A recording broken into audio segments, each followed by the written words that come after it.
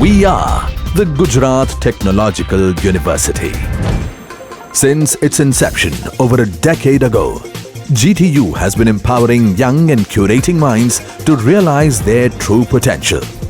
Over 4 lakh inspired students are enrolled with one of the premier academic universities in India.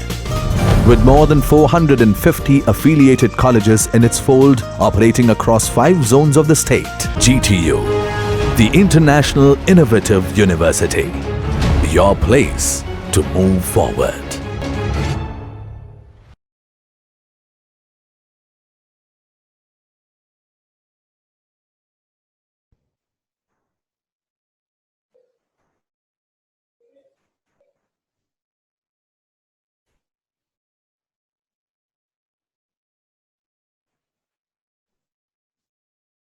Dear students,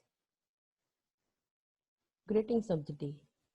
Today we are going to discuss about Introduction to Power Electronics. This topic is very useful for the students of electrical engineering in the semester 4, 5 and 6 of Gujarat Technological University, and of course for all students.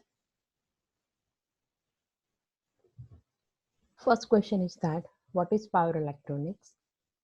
Power electronics is a power plus electronics. It means that electronics which is used for the power applications, that is called a power electronic. In general, it is also called power conversion by processing electrical power to expected voltage, current and frequency with semiconductor devices is called power electronics. Power electronics is rapidly developed by 1980s. It means that before the year 1980s, it was called as an era of electronics, not it is of the power electronics. After the 1980s, there are a wide applications that are coming in the picture with respect to power electronics. Let us see the main applications of power electronics. The applications are industrial purpose, commercial purpose and residential purpose, electrical vehicles, aerospace and space technologies. Let us see the major applications of power electronics. The first application is SMPS, means it is a switched mode power supplies. The function of SMPS is to make steady and regulated output voltage or current. Applications of SMPS are low voltage and high current DC power supplies, battery chargers, welding machines, aerospace power system, and several kV power supplies for radar system and cathode rays. Another application is an inverter. The function of inverter is to convert DC power into AC power. It means that a DC is input for inverter and AC is the output for inverter. The applications of inverters are AC power supplies, AC drives, induction heating, and electronic ballast. The another application is of wave shaping. Wave shaping means it is shaping out the input and output waveforms of current and voltages. The applications of waveform circuits, wave shaping circuits are switched mode amplifiers, harmonic waveform generation systems. The next one is UPS. UPS means uninterruptible power supplies. UPS is normally used with DC to DC converter for charging and discharging of battery. It is used with inverter for AC outputs. The major applications of UPS are choppers for brush type DC motors, variable speed drive for induction motors, converters for brushless DC motors, converters for switched reluctance motors. Let us see the different power components that we are using in electrical engineering. The first one is the energy storage components. Energy storage components means what? They are the components which can store the energy during the charging of that component, and it will release the energy after at the time of discharging of that component. So the storage elements are inductor, capacitors, and transformers. We know that the the energy stored in the inductor is 1 by 2 Li square. The energy stored in the capacitor is 1 by 2 CV square. The another one is active switching devices. In the active switching devices, we know that there are different power electronics components that come into picture. The main components are MOSFET, IGBT, thyristors, GTO, and BJT. The another one is a passive switching devices. The passive switching devices means what? We cannot have a control on the devices, that are called the passive switching devices. Passive switching devices includes the power diodes. There are two types of power diodes. One is the general purpose diode and another one is ultra fast recovery diode. In depth, we will see about the power diodes in these lectures. Let us see the characteristic of active switching devices. Before starting the active switching devices, let us see the different symbols of active switching devices.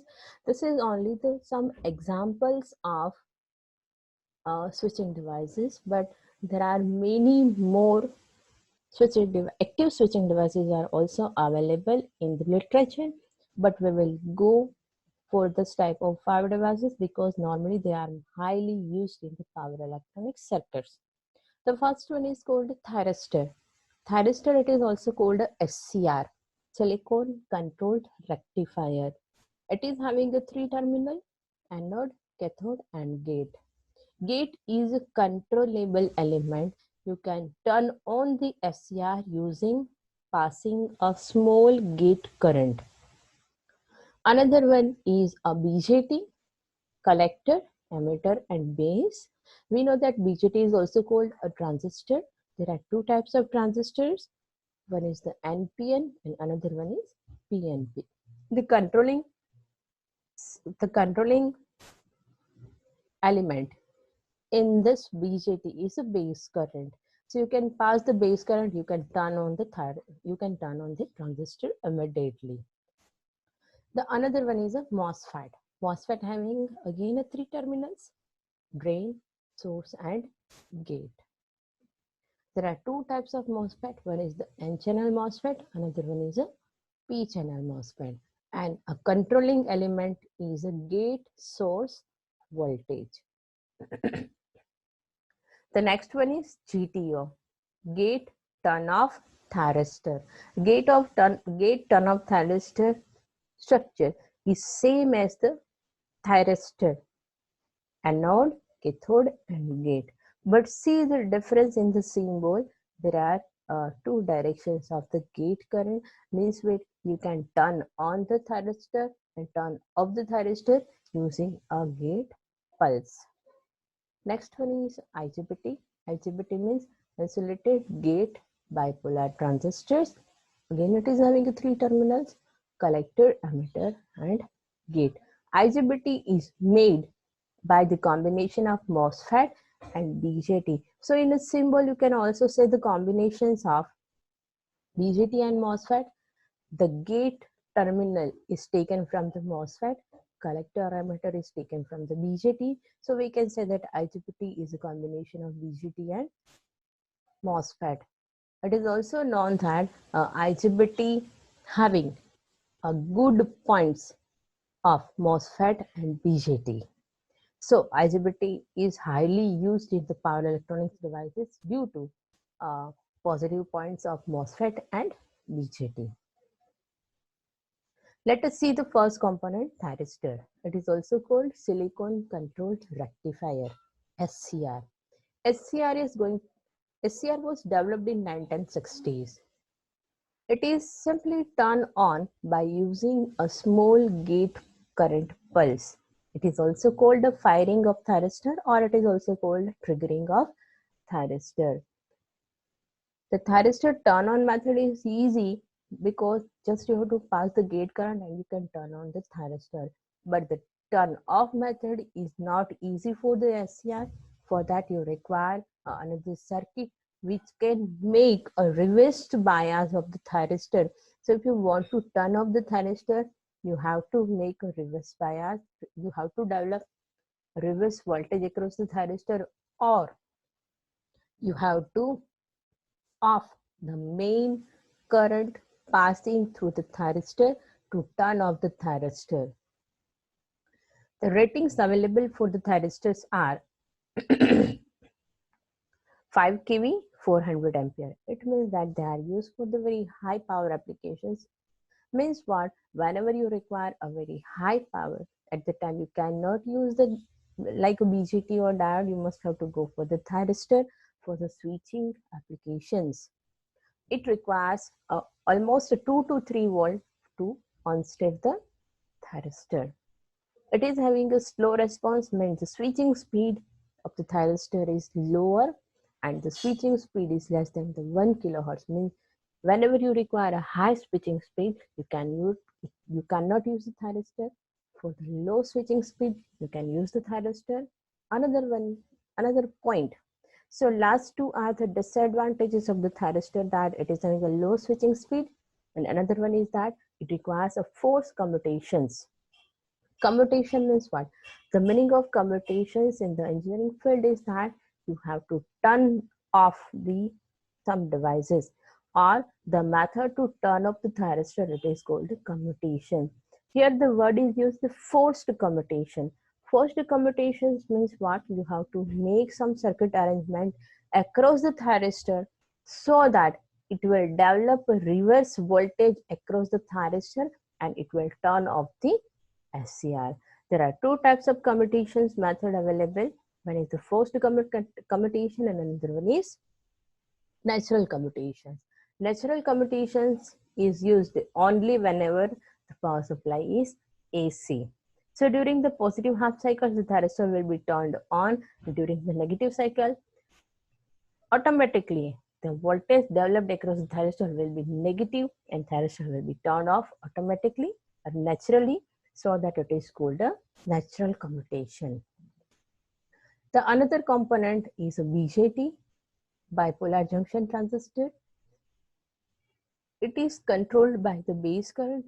So simply you can turn on the BJT by passing the base current, or you can turn off the BJT by switch off the main battery power supply of the base emitter terminal. So on-off method for the BJT is very simple. You can pass the current from the BJT, it will be turned on. You can take you can remove the base current from the thyristor. From the transistor will be turned off. For the switching device as a BJT, you should not have to use a linear device of the BJT or linear region of the BJT. It says that avoid the linear region of the BJT, or it is called the active region of the BJT. So there are three region of the BJT: cutoff region, active region, and saturation region. In active region, the transistor is working as a amplifier. In a cutoff region, it is working as an off switch, and in the saturation, it is working as an on switch. So if you want to use the BJT as an active switching device, you have to work in the cutoff region or saturation region. The ratings available for the BJT is 1 kilovolt, 4000 ampere. It is also used for the very high application. On-state voltage is 1 volt. The switching frequency of the BJT is 5 kilohertz, means it is higher than the thyristor but lower than the MOSFET and IGBT. The another one is the MOSFET. MOSFET is a metal oxide silicon field effect transistor. It is developed in the 1980s. The MOSFET can be controlled by the gate source voltage, that is called the VGS. The gate signal requires almost 10 to 18 volt to turn on the MOSFET. Typically value is a 15 volt. So whenever you are doing some simulations, you should take the gate source voltage of 15 volt. The ratings available are 1000 volt and 2000 ampere. Means it is used for the high current and low voltage applications. They are highly used in the SMPS and battery chargers. It is having a very Fast response means the switching frequency of MOSFET is about 1 megahertz. In some applications, it is also greater than the 1 megahertz. Next one is GTO. GTO is gate turn-off thyristor. Gate turn-off thyristor is similar to the thyristor. Just we have to inject the short gate pulse and GTO will be turned on, and it will be turned off by using the reverse bias. Switch to off by a high and short reverse pulse. Means if you pass the reverse current from the gate, it can be turned off automatically. The ratings are 4.5 kilovolts and 3000 ampere. Again, it is used for the high power applications. On-state voltage drop is 2 to 3 volts, and the response of the GTO is faster than the thyristor. It is up to the 2 kilohertz, where the thyristor having a switching frequency of 1 kilohertz. The next one is IGBT. IGBT is insulated gate bipolar transistor. We have discussed previously that IGBT is a combination of MOSFET and BJT. Means all good points of MOSFET and BJT are taken to make the IGBT. IGBT can be controlled by the gate to emitter voltage, same as the MOSFET, and ratings are available up to the 3500 volt and 2000 ampere. It is used for the medium and high power applications up to the 200 kilowatt. It is most popular in the motor drives to control the speed and torque of the motor. On-state voltage drop for the IGBT is 1.7 volt to 3 volt. The switching frequency is up to 40 kilohertz. Means it is having a fast response than a thyristor. It is also faster in some different models. They are called high-speed IGBT. The another one is a power diode. Let us see first the comparison between a power diode and signal diode. By seeing a symbol of the diode, you cannot say it is a power diode or it is a signal diode, but there is a vast difference in the construction of signal diode and power diode. In a signal diode, there is only a two region, P region and AND region. In a power diode, the structure is a very complicated. It doesn't having only three region, P and N. It is also including more region because it has to satisfy more power, or it has to withstand with more voltage, current and power. It is having a low switching frequency than a power diode, because definitely we can say that there is one another regions between P and N, so that it requires more voltages, more power, and the response is very lower. Let us see the characteristic of power diodes. First one is a forward bias, another one is a reverse bias. In the forward bias, the diode is working in the first quadrant with the positive voltage and positive current.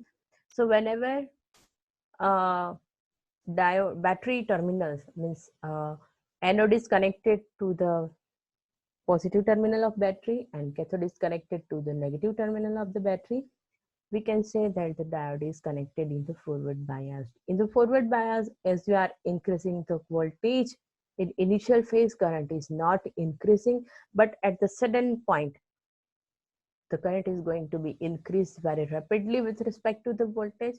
That voltage is called a forward voltage, or it is called a forward voltage drop.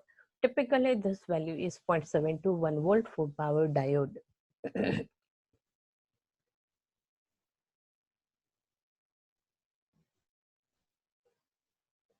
Another one is reverse bias. In reverse bias,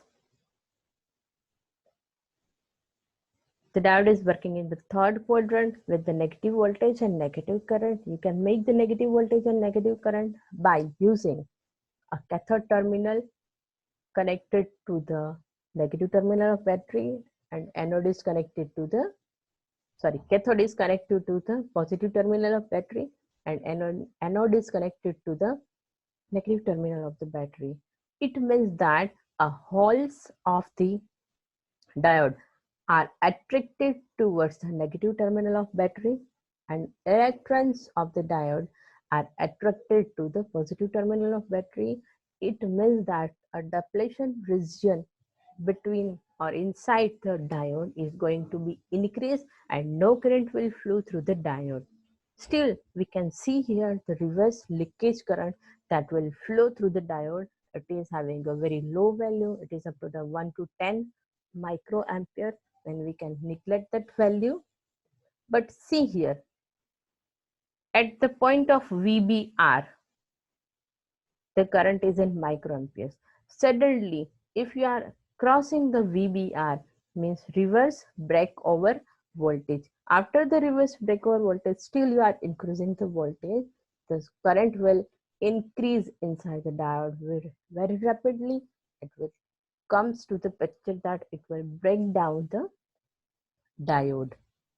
Okay, so in the reverse bias we cannot go up to the VBR, because in practical or theoretical or laboratory environment, we doesn't having the value of VBR. It is a very high value, and we never want to break down our diode.